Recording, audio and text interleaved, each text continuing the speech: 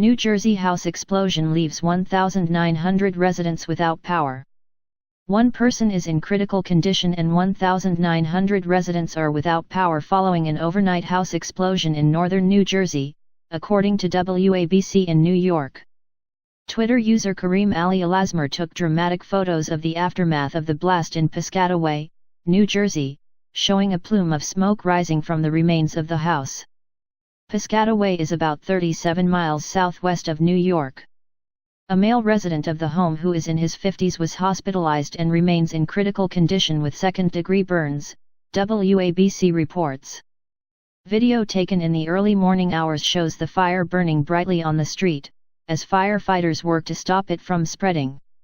WABC reported that state police and arson investigators arrived to look into the incident.